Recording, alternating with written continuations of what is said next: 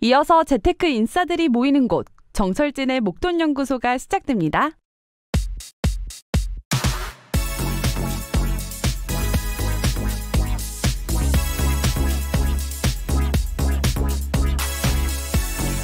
주식 투자에서 내가 통제할 수 있는 건 투자 기간 하나뿐이다. 바로 지난주 알쓸 투잡 시간에 다뤘던 내용인데요. 이 주식시장에선 예상할 수 있는 위험뿐 아니라 이 뒤통수를 치는 느닷없는 사건 사고가 자주 일어납니다. 그래서 분석을 잘하면 좋긴 하겠지만 이 분석만으로 주가를 통제할 수는 없죠. 자, 그렇다면 내 마음대로 내가 통제할 수 있는 건 무엇일까? 바로 시간뿐입니다. 자, 앞으로 5년간 주식을 사 모으겠다. 이건 내가 그냥 하면 되는 거잖아요. 결과는 어떻게 될지 모르지만 이 행위만큼은 내가 주도권을 잡고 이끌어갈 수 있습니다. 자, 초가을 토요일 저녁입니다. 이 과연 투자에 있어서 내 맘대로 내가 통제할 수 있는 건 뭘까에 대해서 한번 생각해 보시면서 주식을 사는 게 아니다. 바로 시간을 사는 것이다. 라는 투자 격언 한 번쯤 떠올려 보셔도 좋을 것 같습니다. 자, 9월 4일 목돈연구소 바로 이 곡으로 시작해 보겠습니다.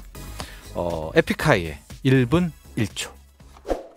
네, 매일 이 시간 저녁 8시 5분부터 9시까지 러브 FM에서 목돈연구소 함께하고 계시고요. 저는 소장 정철진입니다. 오늘 첫 곡으로 들으신 곡이 이제 에픽하이 피처링 타루죠. 1분 1초란 노래였었는데 1분 1초. 앞서 이제 제가 그 얘기하지 않았었습니까? 주식에서 내가 마음대로 할 수 있는 거는 단 하나, 시간뿐이다. 그래서 주식 투자는 주식을 사는 게 아니다. 시간을 사는 것이다. 이제 이런 말도 있고요. 제가 이제 사춘기 때 청소년기에서 좀 감명 깊게 들었던 게 누구에게나 다 하루 24시간은 공평하게 주어지지 않았느냐. 그러니까 이 1분 1초 시간을 잘 쓰면 된다를 들었거든요. 그래서 이제 제가 그 얘기를 이제 제 큰아들에게도 또 했는데 별 까불기 없는 것 같더라고요. 그래서 네, 이렇게 얘기를 했는데 생각할수록 좋은 말입니다, 여러분. 네, 누구에게나 24시간은 공평하다. 주식을 사는 게 아니다. 시간을 사는 것이다. 꼭 생각해 보시기 바라고요.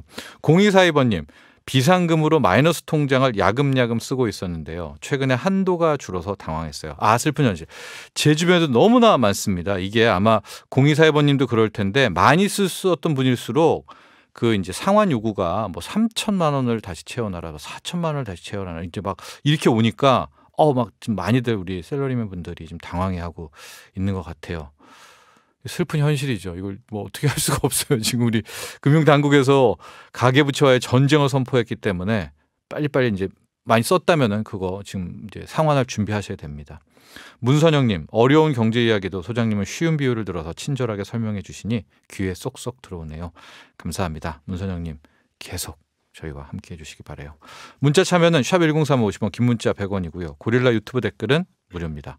유튜브에서 목돈연구소 검색해서 구독, 좋아요 많이 눌러주시고 목돈연구소 인별그램도 있습니다. 이 골뱅이 SBS 빅머니니까 팔로우 부탁드립니다. 잠시 후엔 주식 기초부터 차근차근 배워보는 시간, 입문자들에게 꼭 필요한 코너입니다. 주식 입문자들에게 주식학개론 헤르메스탁 하청원 본부장과 함께 하고요. 경제 사기 실화극장 목돈지킴 연구소 있는 날이죠. 승재현 형사정책위원과 함께합니다.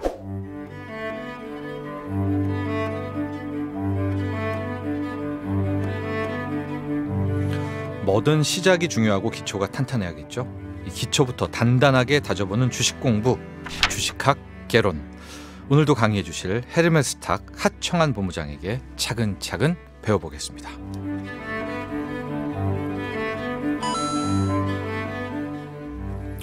우리 하청한 본부장님 안녕하십니까? 네, 안녕하십니까? 네, 9월입니다. 네. 네, 가을이죠? 가을입니다. 가을은 남자의 계절인데 네. 하청한 본부장께서도 사계절 중에서는 어떤 계절입니까? 최애가? 아무래도 좀 이렇게 선선해지는 네, 가을. 근데 요즘에 너무 짧아져가지고. 그러니까 가을을 좀 타요, 안 타요? 조금 타는 것 같습니다, 요즘에. 타면 어떻게 됩니까? 다른 거리를 헤매나요? 아니면 막 소주를 마시나요? 어떻게? 약간 그 사람들이랑 조금 더 대화를 하려고 노력을 하는 것 같습니다. 왜냐하면 약간 좀 고독함을 많이 느낄 수가 있기 때문에. 어떤 여성분과? 뭐 여성분에게 대화를 다가가는 건가요? 아유 뭐 딱히 성별이 중요하지 않고요. 인간에 대한 네네네 그런 고독함을 좀 느끼게 되는 것 같습니다. 알겠습니다. 그럼 고독 때문에 지금 주식도 더 뭐 어떻게 됩니까? 주식은 투자는 또 고독과 투자는 열심히 이제 잘하고 있습니다. 고독하니까. 그럼요. 또 집중적으로 또 하고 있습니다. 알겠습니다. 뭐 이렇게 보니까 가을을 타는 것 같지는 않네요. 뭐 특별히 우리 워커홀릭으로 소문이 나 있는 한정은 본부장. 감사합니다. 우리가 가을 얘기를 왜 시작을 했냐면 바로 이것 때문입니다. 오늘의 주제가 배당주. 배당주 하면 모든 책에 그렇게 되어 있습니다. 찬바람이 불면 배당주를 투자하라. 이게 너무 많아가지고 뭐 블로그, SNS에 너무 많아요. 그렇죠? 자, 배당주 시작해 볼까요? 일단은 뭐 찬바람이 불 때 배당이라고 하는 거는 이제 뭐 분기 배당을 하는 기업들도 있지만 이제 또 연말 배당이 또 진행이 될 것으로 기대가 되고 있다 보니까 이제 그에 따른 좀 기대감들 좀 가져가 볼 수 있겠다라고 보시면 좋을 것 같고 일단은 배당에 대해서 좀 먼저 간단하게 설명을 좀 드리도록 하겠습니다. 뭐 대부분 잘 아시겠지만 일단 배당이란 주식을 가지고 있는 사람들에게 그 소유 지분에 따라서 기업의 이윤을 분배하는 것을 좀 말합니다. 그러니까 우리가 주식을 투자를 할 때 기업의 가치가 올라가서 이제 얻는 수익을 또 시세 차익이라고 하고요. 또 그 기타에서 또 버는 수익들을 이제 뭐 배당이라든지 이런 것들로 수익을 얻을 수가 있는데 대표적인 부분이라고 보시면 될 것 같고. 그렇습니다. 주식이 처음 시작했을 때는 이게 전부였어요. 배당 보고 이제 많이 들어갔죠. 옛날 맞습니다. 막 동인도에서 막 이럴 때는. 그렇죠. 아무래도 좀 안정적으로 또 얻을 수가 있다 보니까 이게 그런 이제 핵심이었어요 옛날에. 그리고 이제 배당에 대해서 좀 아시다 보면은 이제 간단하게 좀 용어를 몇 개를 좀 알아야 됩니다. 좋습니다. 그래서 이제 배당 수익률을 또 알아야 되는데 이게 앞으로 이제 배당 쪽에 좀 관심을 가지게 되시면은 상당히 좀 많이 계산을 하시게 되는. 여러분 귀 쫑긋 세워야 됩니다. 맞습니다. 그래서 배당 수익률인데 이거는 주가 대비 한 주당 배당금의 비율을 말합니다. 그러니까 한 주를 갖고 있을 때 얼마나 이제 많은 배당금이 또 떨어지는지를 볼 수 있는데 이거는 전체 배당금을 발행 주식수로 나누게 됐을 때 이제 나오게 되는 부분입니다. 그래서 배당 수익률을 구하는 거는 주식 배당금을 이제 주식 가격으로 나누고요. 그다음에 곱하기 100을 하시면은 그 부분이 나온다라고 보시면 될 것 같습니다. 그리고 근데 이게 중요한 게 주가가 올라 버리면은 배당 수익률은 떨어지잖아요. 그렇죠? 맞습니다. 그래서 이제 나중에 좀 이따가 이제 우선주랑 보통주 차이도 좀 설명을 드릴 텐데 그 가격 차이가 왜 중요한지도 말씀해주신 것처럼 그런 이제 수익률에 대해서 엄청나게 차이가 생기기 때문에 또 설명을 드릴 거고, 그다음에 이제 배당 성향이라는 것도 중요하죠. 알아야 됩니다. 이거는 이제 단기 순이익 중에서 배당금의 비율을 말하는데. 여기서 중요한 게 이제 단기 순이익이라는 거를 잘 기억을 하셔야 됩니다.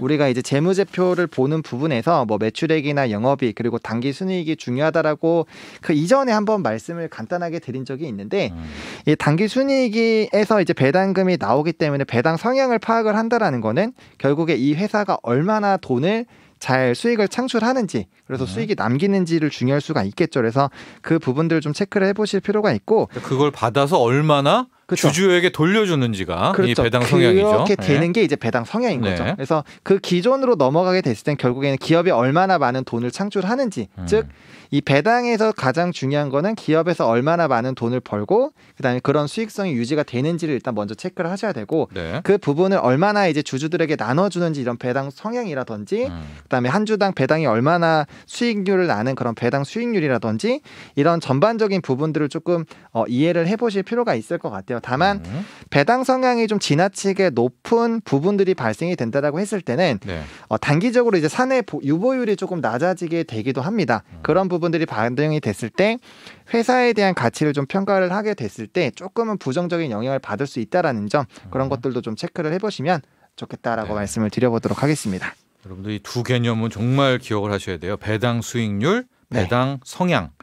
근데 제가 앞서 이제 배당 수익률 잠깐 얘기는 했지만 배당 성향이 높은 게 좋습니다. 왜냐하면 배당 수익률은 왜곡이 나와요. 맞습니다. 주식 가격에 따라서, 주가에 따라서 많이 변동이 되기 때문에. 왜냐하면 주가가 많이 떨어졌으면은 배당 주면은 이거는 막 배당 수익률이 높아 보이잖아요. 엄청 높아 보이죠. 그러나 속내를 들여보면 주가가 떨어졌다라는 게 있기 때문에 진짜 배당주 투자할 때는 배당 성향이 중요합니다. 배당 성향이 엄청 중요합니다. 진짜 이 배당을 해주는 기업이냐 이런 건데. 배당주를 투자하는 이유는 배당금 받으려는 거잖아요. 그렇죠? 그런데 이제 다가오니까 그렇죠. 관심 가져라 이런 거죠. 네, 일단은 앞서 설명드린 것처럼 이제 주식을 투자를 하면서 수익을 벌 수 있는 방법은 크게 두 가지입니다. 그래서 시세 차익이 나는 부분이 있고 네. 뭐 이제 배당이라든지 다른 이제 그런 기타적인 수익이 발생하는 부분인데 일단 배당이 진행이 되게 된다라고 했을 때 좀 좋은 거는 시장이 흔들릴 때 예를 들어서 주가가 많이 빠지게 됐을 때 배당이 없는 기업들의 진행을 하게 되면은 사실 그냥 흔들림을 견뎌야 되거든요. 그렇죠. 너무 괴롭죠. 네, 엄청 괴롭습니다. 근데 배당이라도 나오면 네, 그걸 가지고 이제 재투자를 좀 진행을 할 수가 있다라는 점. 어딥니까? 네. 그리고 또 현금으로 또 진행이 나오니까. 되다 보니까 굉장히 또 그런 부분에서 유동성 부분에서 좀 좋다라고 보실 필요가 있을 것 같고 그다음에 이제 급락장에서는 주가 회복력이 상당히 강합니다. 이거는 아까 앞서 이제 소장님께서 말씀을 해주신 것처럼 그런 계리율 때문에 발생이 되는 거죠. 그러니까 주가가 굉장히 많이 떨어지게 됐을 때 이제 아까 말씀드렸던 이제 배당 수익률이 굉장히 높아 보이게 되는 거죠. 네. 그러다 보니까 이 투자자들이 이거 배당 수익률이 엄청나게 높네라고 생각을 해서 배당을 받기 위해서 그 주식을 또 매수를 하게 됩니다. 네. 그런 이제 긍정적인 수급이 들어가게 되면서 주가가 다시 빠르게 올라가게 되고 일정 부분에 이제 배당 수익률이 다시 좀 고정이 되면은 그에 따라서 이제 회복이 좀 멈추는 그런 부분들이 되기 때문에 배당주의 좀 좋은 장점이다. 라고 보시면 좋을 것 같고요. 그렇습니다. 그리고 일단은 배당을 줄 수 있고 배당을 꾸준히 준다라는 것 자체가 회사가 굉장히 우량하고 따박따박 현금이 들어온다는 회사죠. 그렇죠. 그리고 그렇습니다. 이제 재무가 일단 기본적으로 좋다라고 보실 필요가 있고 회사의 성장이 계속적으로 좀 진행이 된다라고 보시면 좋기 때문에 단기적으로만 접근하지 않고 장기적으로 접근을 하셨을 때는 이런 배당에 대한 매력도는 상당히 좀 높습니다. 다만 이제 배당주의 좀 단점이라고 좀 볼 수 있는 거는 배당을 진행하게 되면 배당 낙이라는 게 생깁니다. 근데 이제 배당에 대한 그런 이제 그 수익이 배분이 되기 때문에 그에 따라 이제 지분 가치가 떨어지는 건데 그 이제 지분 가치가 떨어지는 거에서 시세 차익이 나오는 게 배당을 받은 것보다 더 크게 발생이 될 수가 있어요.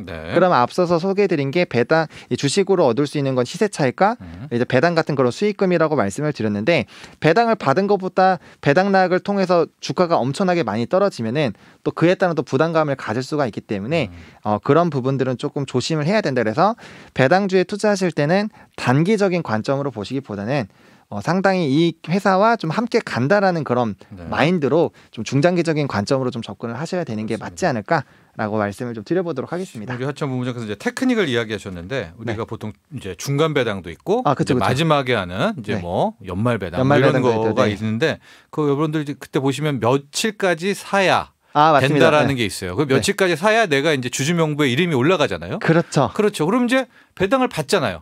그럼 그 다음 날 배당만큼 받은 부분만 주가가 빠집니다. 맞습니다. 이게 배당 낙이잖아요. 네, 맞습니다. 그러니까 이제 배당주 투자를 할 때는 배당을 받을까? 근데 배당 낙 때 주가가 확 빠지는 게 좀 싫으시면 그 전에 이제 매도를 하는 이제 그런 선택을 하라라는 이제 조언을 해 주셨고요. 또 하나 우리가 좀 오해하는 게 이거 기업 이익 많이 났다고 무조건 배당하는 거 의무 아닙니다. 이제 그 회사가 결정하는 겁니다. 그래서 이게 고배당주가 인기가 있는 거예요. 아주 좋은 기업이니까 우리에게는 맞습니다. 그렇다는 것도 말씀을 드리면서 또 하나 우리가 체크해야 될 게 배당주 투자에 있어서 보통주와 우선주. 자연스럽게 보통주, 우선주 얘기하고 또 어떻게 우리가 배당주 투자 접근해야 되는지까지 가볼까요? 그렇죠. 그래서 일단 보통주랑 우선주에 대해서 좀 헷갈리시는 분들이 좀 많이 있으실 텐데 일단 보통주는 우선주나 후배주, 혼합주 등 특별 주식이 아닌 종목군들을 보통주라고 합니다. 그래서 일반적으로 투자하시는 대부분이 보통주라고 보시면 될 것 같고요. 보통주가 갖고 있는 특징은 주주총회에서 임원 선임이라든지 이런 의결권을 행사를 할 수 있습니다. 그러니까 회사의 경영에 참여를 할 수가 있다라는 거죠. 그래서 중요한 부분들, 그래서 이제 뭐 주주총회를 한다거나 했을 때 이제 가지고 있는 보유 주식 수만큼 이 의결권을 행사를 할 수가 있습니다. 그래서 굉장히 좀 중요할 수 있겠다라고 보실 필요가 있고, 그다음 이익 배당이라는 거를 받을 권리가 있습니다. 그래서 일반적으로 주식시장에서 거래가 되는 종목군들을 보통주라고 하고 이제 단일적으로 우선주가 무조건 다 있는 건 아니에요. 회사마다. 그래서 그냥 그런 우선주가 따로 정해져 있지 않으면 다 보통주라고 보시면 될 것 같고요. 이제 우선주랑 뭐 특별주가 나눠져 있는 종목군들 같은 경우는 이제 따로 보통주면 보통주, 우선주면 우선주 이렇게 나눠 보신다고 보시면 될 것 같고 우선주를 좀 설명을 드리면 보통주의 특징 중 좀 일부가 빠졌다라고 보시면 될 것 같은데 뭐가 빠졌습니까? 일단은 뭐 대표적으로 의결권을 행사를 할 수 없습니다. 네, 회사의 경영에 좀 참여를 할 수가 없는 부분이고 네. 그다음에 이제 보통주보다 재산적인 내용이 좀 좋은데 뭐 예를 들어서 자녀 재산, 그러니까 회사가 뭔가 부도가 나거나 했을 때 뭐 이런 자녀 재산에 대한 부분을 더 선반영을 하는 부분들이 있고, 일단 뭐 이익이라든지 이자 배당 이런 부분들에서 우선적인 지위가 좀 인정이 된다라고 보시면 될 것 같습니다. 자, 그러면 이제 배당주 투자를 할 때 네. 어떤 회사가 보통주도 있고 이제 우라는 우선주도 있잖아요. 네. 뭘 해야 돼요?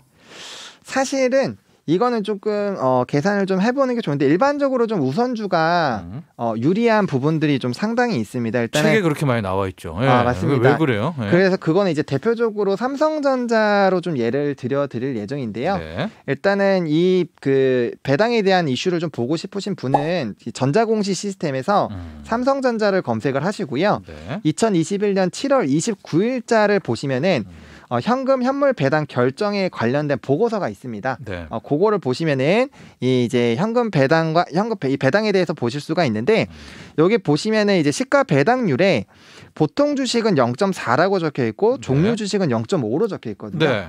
요것만 보시면 이제 대충은 이해가 되실 거예요. 근데 보시면은 위에 가격은 똑같거든요. 네. 분기 배당은 361원으로 똑같은데 이제 이 비율 자체가 더 높다라는 거죠. 그렇기 때문에 이 부분이 이제 앞서 말씀드린 것처럼 이제 배당 수익률이나 이런 부분들을 보시면 알 수가 있는데 네. 우선주가 일반적으로 보통주보다는 가격이 낮습니다. 근데 똑같은 배당이 나왔다라고 한다면은 배당 수익률 자체가 네. 우선주가 더 높다라는 거를 체크를 그렇죠. 해보실 왜냐면 수가 상대적으로 주가가 이제 낮으니까 네, 싸니까. 맞습니다. 그래서 예. 그 부분으로 우선주가. 좀 이해를 하시면은 그렇기 때문에 우선주가 일본적으로 조금 더 좋다라는 부분을 보실 수가 있고 네. 그다음에 좀 또 체크를 하셔야 되는 게 보통주와 우선주의 가격 차이를 이제 괴리율이라고 하는데 네. 이게 가끔씩 똑같아지거나 오히려 우선주가 더 비싸지는 경우가 종종 생깁니다. 네. 그럴 때는 이제 우선주에 대한 투자 매력도가 상당히 떨어지고 그런 경우로 진행이 됐을 때는 우선주에서 차익 실현 매물들이 상당히 많이 나올 수가 있기 때문에 네. 그런 부분이 생기게 됐을 때는 조금 조심하거나 아니면 좀 주의를 해볼 필요가 있다라고 좀 추가적으로 설명을 드려보도록 하겠습니다. 그렇습니다. 아마 이제 이게 왜 좀 많이 주목이 됐냐면 한 최근 1년 전, 1년 내내 삼성전자 우를 사라. 막 맞습니다. 이게 막 진짜 무슨 주린이들 사이에서 네, 이제 막 뭐 유튜브나 이런 데서도 늘 이야기를 했고요. 네, 근데 그 핵심이 약간 지금처럼 삼성전자 같은 경우에는 우량주가 우선주가 보통주보다는 싼데 그렇죠. 그렇죠. 그런데 배당은 똑같이 주당 배당은 똑같이 액면 배당을 하니까 네, 뭐 우리가 뭐 의결권 같은 거 행사를 안 할 바에야 그렇죠. 네, 삼성전자 우를 사라 뭐 그런 거 아니었습니까? 네, 그러니까 이게 쉽게 생각해서 투자 금액이 1,000만 원이라고 똑같다고 했을 때 주식 가격이 더 싸면 많이 주식 살수 수를 더 많이 살 수가 있겠죠. 그러면은 당연히 주식 수가 많으니까 받을 수 있는 배당이 더 크다. 이렇게 이해하시면은 조금 더 이제 이해하시기 편하지 않을까라고 네. 생각이 듭니다. 바로 그래서 삼성전자 우를 사라라는 이야기가 돌았습니다. 저희가 지금 삼성전자 그쵸, 우를 예, 사라는 맞습니다. 얘기가 예. 아니라 왜 그런 말들이 그렇게 많이 돌았을까라는 거에 대한 설명이 지금 또 보통주, 우선주에 대한 이야기와 함께 설명을 해드렸고요. 네. 가장 중요한 게 이제 고배당 주를 좀 찾아야 되지 않습니까? 네. 예. 일반적으로 고배당주는 아마 이제 검색만 하셔도 사실 리스트업이 좀 많이 나옵니다. 그래서 뭐 이제 삼성전자 우도 포함이 되고요. 네. 그다음에 이제 뭐 맥쿼리 인프라, 그다음 고려신영정보, 뭐 SK텔레콤, 통신사 통신주들. 예. 네, 그렇죠. 약간 좀 보수적인 기업들이 전통의 상당히 좀 강호. 많이 네. 줍니다. 그리고 KTNG, KTNG. 네, 네. 뭐 바로 딱 네. 느낌 오실 겁니다. 그래서 LG생활건강 우라든지 뭐 KB금융이라든지 네. 상당히 많은 이렇게 좀 근데 이름들을 거의 다 들어보신 기업들이라는 거죠. 그러니까 아까 말씀해 주셨던 것처럼 안정적으로 따박따박 이렇게 배당을 줄 수 있는 기업들 자체는 굉장히 사업이 견조하거나 아니면 좀 튼튼한 기업들이 상당히 많다라는 그런 관점에서 좀 보시면은 그래도 고배당주를 찾아 나가시는데 좀 어렵지가 않고 사실 조금만 검색을 해보시더라도 정말 고배당주는 좀 많이 알려져 있습니다. 그래서 뭐 찾으시는 데에는 좀 어려움이 없지 않을까라고 생각을 하고 있습니다. 그렇습니다. 보면 이제 요즘에 이제 3년을 꾸준히 그 배당 성향을 보인 것들을 해라. 그쵸, 그래서 이제 예. 그것도 표로 정말 많이 나와 있습니다. 네, 정말 많이 예, 정리되어 그래서 있습니다. 그런 것들을 잘 보시고 실질적으로 하여간 이제 요즘은 배당주를 또 찬바람이 불면은 해라 막 그런 말 때문에 네. 여름에 해라 뭐 이런 얘기도 나오고 있더라고요. 예, 미리 더 해야 된다. 그렇죠. 근데 보통 지금 해도 되죠? 네, 지금 시기에 해도 사실 조금 빠른 편이긴 합니다. 조금 빠른 편이기도 하고. 근데 9월이니까. 이게 임박해서 진행을 했을 때는 주가가 또 이런 배당을 받기 위한 사전에 또 움직임이 있을 수가 있고 또 이제 배당 나기 싫어서 이런 배당에 대한 이런 수요가 들어오기 때문에 주가가 오르는 거를 생각을 하고 또 차익 실현 매물들이 나오는 경우도 덜어 있기 때문에 좀 이런 부분들이 있는 건 좀 미리 선점을 해서 접근을 하시는 게 운용 기간은 좀 길어질 수 있지만 안정성에서는 조금 좋을 수가 있다. 그러니까 이거는 안정성을 좀 택할 것이냐 아니면 이제 투자에 대한 기회 비용을 생각을 할 것이냐 이 부분은 이제 각자의 판단에 따라서 이제 좀 진행을 해보시면 좋지 않을까라고 생각을 합니다. 또 우리가 지금 언급한 거는 이제 12월 결산 법인이기 때문에 그렇죠. 예. 그렇죠. 12월 뭐 말일까지 이제 사는 뭐 이런 것이고 뭐 금융주나 이런 이제 3월 결산 법인들은 또 그때 가서 또 해야 되고 네, 그 언제 결산인가 네, 결산에 그것도 따라 다르죠. 좀 나눠서 구분을 하시면 될 것 같고요. 우리가 다음 시간에는 요걸 한번 해본다고요. 뭐죠? 네. 지금 좀 고민하고 있는데 수속 좀 요즘 이때가 좀 있기 때문에 그쪽이나 아니면 이제 전기차. 이거 우리가 한번 이따 끝나고 논의를 해보도록 하죠. 알겠습니다. 네, 자 오늘은 찬바람이 불면 배당주, 바로 배당주 투자에 대해서 살펴봤습니다. 헤르메스탁 하청환 본부장이었습니다. 감사합니다. 네, 감사합니다. 네, 우리 하청환 본부장 보내드리면서 노래를 한 곡 보내드릴 텐데요. 주주클럽의 나는 나.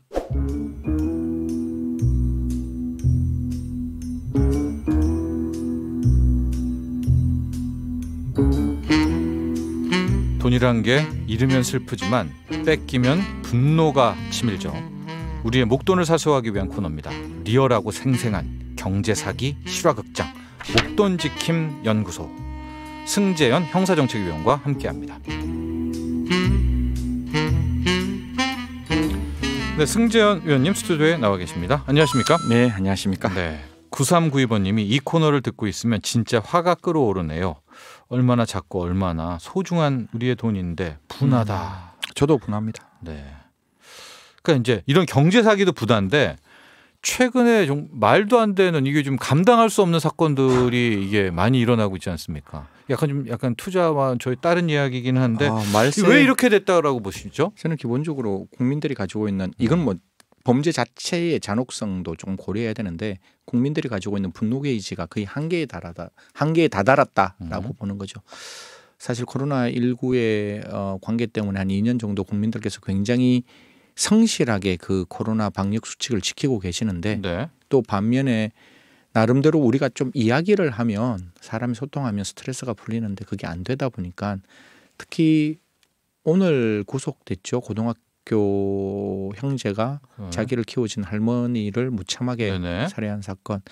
이것도 사실 그 아이들에게 비난을 해야 돼요. 해야 되지만 그 조부모 두 분께서 다 몸이 불편하시고 또 기초생활수급자고 아이들은 학교 밖 청소년이고 또 한 아이는 분노조절 장애가 있었는데 이 코로나19니까 갈 데가 없는 거예요. 집에 같이 모여 있어야 되고 90세 할머니 얼마나 스트레스 많이 받겠습니까? 아이들한테 잔소리할 수밖에 없죠.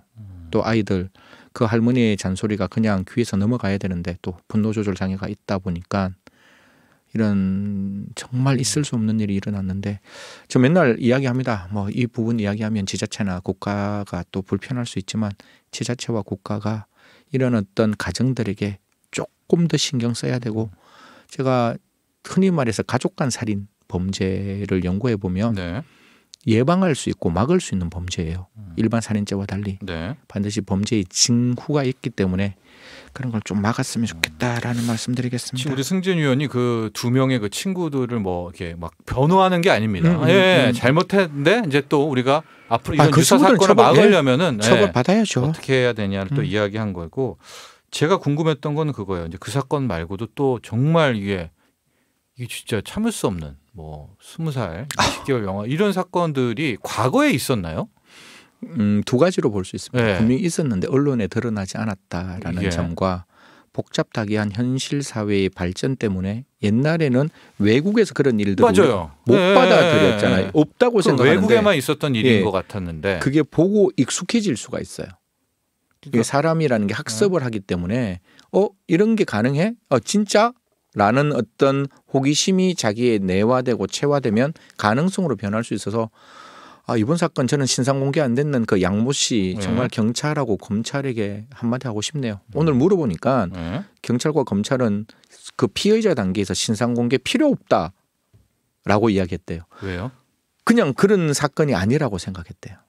그러니까 20개월 아이가 살인을 당했는데 던져지고 밟혀서 살인을 당하고 그 20개월 된 아이가 성폭행을 당했다면 성폭행도 신상 공개 대상이 되거든요. 피의자 단계에서 사진 빵 찍을 수 있고 살인 사건도 사실 사진 빵 찍을 수 있는 사건. 물론 특강법에는 아동학대 살인죄가 안 들어와 있지만 살인죄잖아요. 그쵸. 그걸 좀 확대해서 모르겠습니다. 이게 국민들 분노를 해결하는 방법은 아니겠지만 분명히 우리 법에서는 공공의 이익이 있으면 신상 공개 가능하다 그랬으니까요. 했어야 되는데. 그러니까 그런 사건이 좀 많아지는 것 같아가지고요. 우리 사회에서도 이제 앞으로도 조금 그런 사건의 경향성은 더 두드러지지 않을까라는 생각을 하게 됩니다. 저희가 이제 경제 사기를 다루고 있는데 이제 이번 한 주를 좀 돌아보면은 워낙 큰 이게 좀 받아들일 수 없는 그런 범죄 사건들이 있어서 한번 우리가 먼저 좀 언급을 해봤고요. 네네. 오늘은 어떤 사기 사건인가요? 경제 사기 사건? 우리나라에서 가장 인기 있는 부의 축적 수단 우리 소장님 뭐라고 생각하십니까? 집이죠. 그렇죠.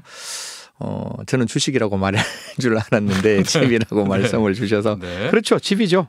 그 집인데 지금은 굉장히 많은 부동산에 대한 제약이 만들어져 있는데 그래도 약간의 그 룸이 그러니까 제약으로부터 약간 벗어나 있는 곳이 흔히 말해서 뭐 지식산업센터에 있는 오피스텔, 오피스형 사무실이 좀 그 사각지대에서 이제 빠져나와 있어서 수익형 부동산. 그렇죠. 수익형 부동산이죠. 이 살인 그러니까 이런 상가 할인 분양 사기 사건 한번 가지고 와봤습니다. 우리가 앞서 이제 살인을 다뤄가지고 할인입니다. 할인. 상가 할인 분양인데 이게 사기라는 거예요. 네네. 그렇죠. 사건 개요 볼까요? 네네. 어떤 사건인가 하면 부동산 분양 대행사 대표 A씨 2019년 5월에 수원시 영통구 소재 모 지식산업센터 분양 과정에서 6억 원 상당의 상가를 물경 30%를 디스카운트를 해준다는 거예요. 그러면 4억 2천만 원이잖아요. 그러니까 이거 웬 줍줍이냐 이래가지고 이제 사람들이 분양하겠다고 속여 B 씨로부터 돈을 입금 받는 등 8차례에 걸쳐 총 38억 원을 편취한 혐의로 검찰에서 기소했던 사건입니다. 분양사 대표인 건 맞나요? A씨가? 예, 분양사 대표 타이틀은 가지고 있는 건 맞는데 사실 뭐 그 이외에 많은 일들을 했고 지금 이런 이야기를 합니다. 결국 이 분양이 안 되거든요. 그러면 이제 청취자분들께 꼭 말씀드리지만 사기와 채무 불이행은 정말 동전의 양면이에요. 저희들이 제가 기억나는 게 이제 사기 사건을 친구한테 들었는데 개사기라고 들어봤어요. 개삭. 개삭. 개사기. 개라고 아시죠? 그러니까 1번, 2번, 3번, 4번 태워가지고. 여의. 여의. 죄송합니다. 개삭 사기였는데 개삭 사기인데 많이 일어나잖아요. 그 개주고 오셨대요. 오셨는데 이제 힐 딱 신고 딱딱딱딱딱 오시더니 탁 앉으시더니 앞에 있는 검사를 보고 너 초임 검사지? 너 작초지? 이러시는 거예요. 그러니까 그 검사가 얼마나 당황했겠어요. 자기가 작초 검초라는 거는 검사들 사이에 있는 언어들인데 그래가지고 이런 얘기를 했대요. 내가 돈이 없어서 그 돈을 못 태워줬는 거지. 내가 돈만 있으면 태워줬다. 이거는 사기가 아니라 채무불이행이다. 너가 왜 나를 잡으러 왔느냐. 이거는 민주검찰의 잘못된 수사 관행이다. 이런 말씀을 하셨대요. 그러니까 제가 이것도 약간 이해가 안 가는 게 일단 받았잖아요. 돈을. 그러면은 뭐가 어떤 부분이 사기인 거예요? 근데 분양이 등기 처리가 안 된 거예요? 등기 처리가 안 됐는데 이게 의도적으로 계획적으로 등기가 안 될 걸 알고 돈을 받았으면 사기. 그런데 하는 과정에서 뭔가 뒤틀어져 가지고 분양이 안 됐으면 채무불이행. 그래서 이 사람은 이렇게 얘기합니다.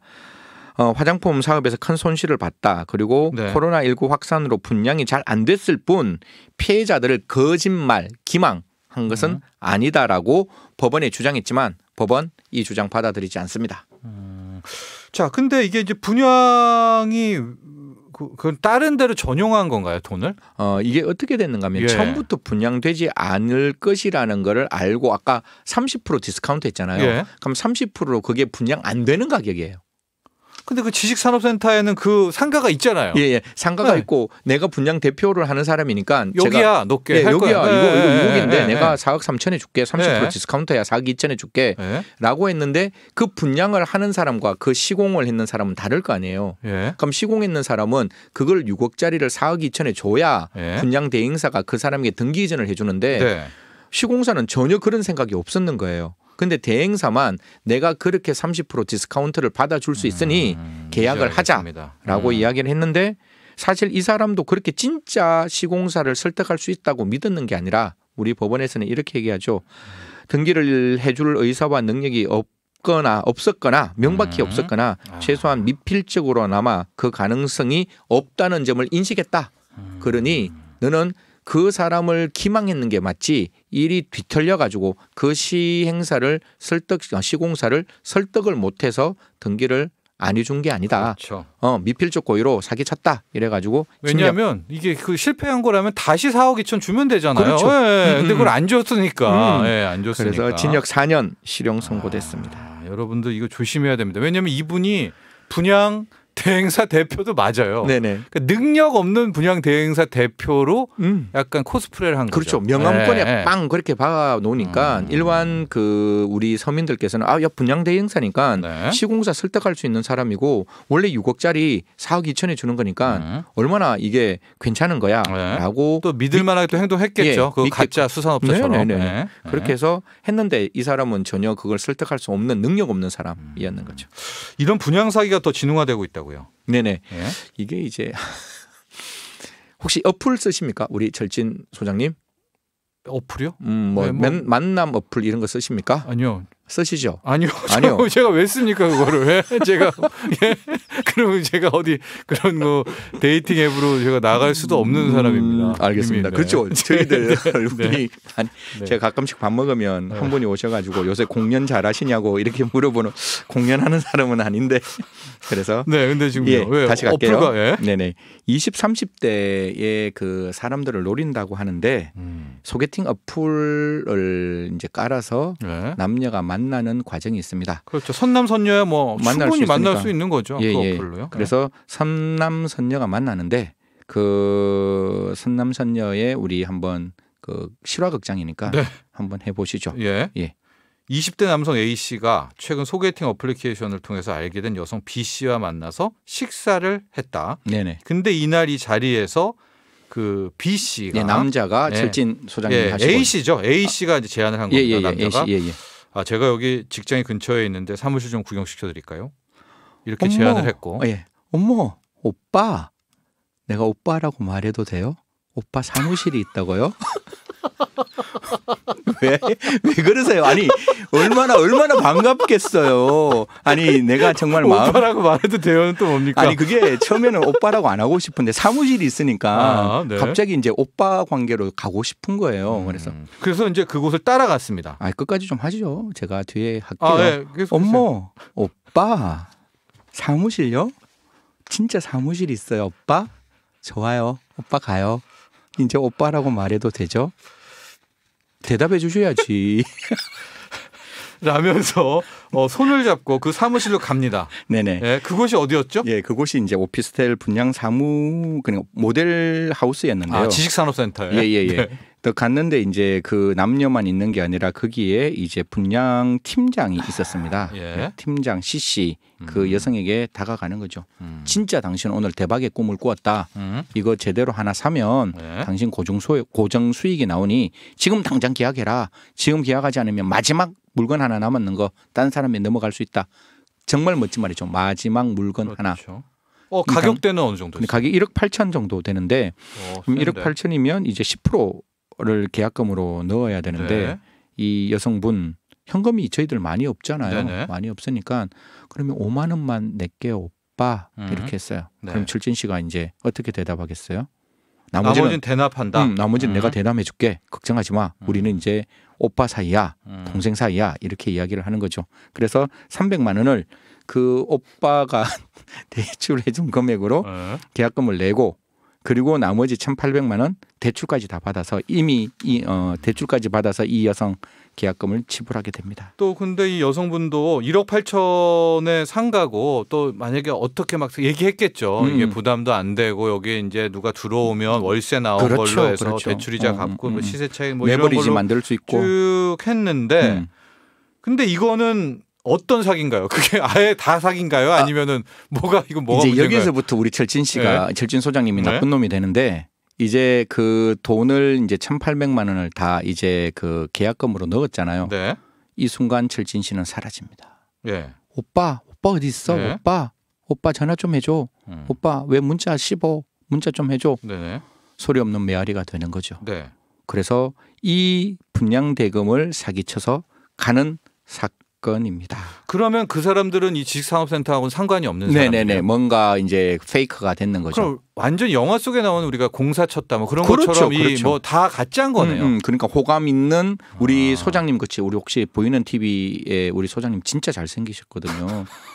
잘생겼다. 오늘 왜 이러시죠? 이런 외모 표현보다 오빠부터 스마트하고 인텔리전스한 우리 소장님 같은 분을 딱 앞에 내세워서 이제 호감을 얻게 하고 이제 모델하우스에 데리고 와서 이 계약을 그게 다 가짜고 핵심은 1,800만 원 대출 사기네요. 그렇죠. 핵심은 그렇죠. 결과적으로 그렇게 떠안기고. 되는 거죠. 예, 떠안기고. 그러니까 그 사람의 마음을 흔들어서 예. 정말 한 사람이 순진하게 한 남성에게 관심 가진 호감을 이용한 아주 질 나쁜 사기라고 제가 말씀드리고 싶습니다. 그렇죠. 그 여성분은 이제 1,800만 원을 본인이 갚아야 되고요. 네네네. 대신에 그 1,800만 원은 아까 말하는 그 대출 팀장한테 갔겠지만 네네. 그 팀장과 데이팅 어플로 만났던 그 남자는 한패거리겠죠. 그렇겠죠. 당연히 한패거리겠죠.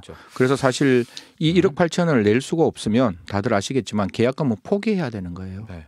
그러니까 1,800만 원 사실 그냥 하늘 위로 공중으로 날려보내게 되는 거죠. 제가 남은 시간 많지 않은데 법적으로 어떻게 대응해야 됩니까? 당했습니다 지금.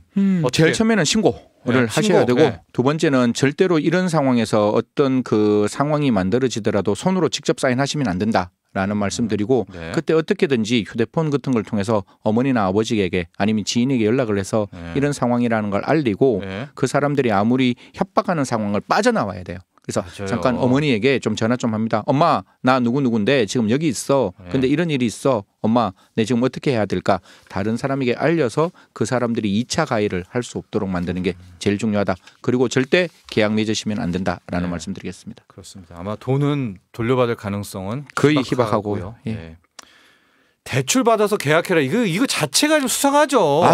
말이 안 되고 30% 디스카운트 이게 말이 안 되는 그렇고요. 거죠. 예. 알겠습니다, 여러분. 분양 사기 특별히 최근에 요즘에 조심하셔야 됩니다. 오빠 이제 그만하시고요. 승재현 형사정책연구원이었습니다. 감사합니다. 네, 고맙습니다. 네, 오늘 목돈연구소 여기까지입니다. 이 끝곡은요. Earth, Wind and Fire의 September. 아주 명곡이자 유명한 곡입니다. 자, 9월 시작됐습니다. 여러분께 더 좋은 일들, 더 행복한 일들 많이 생기길 바라겠습니다. 내일 저녁 8시 5분에 돌아오겠습니다. 편안한 밤 보내세요.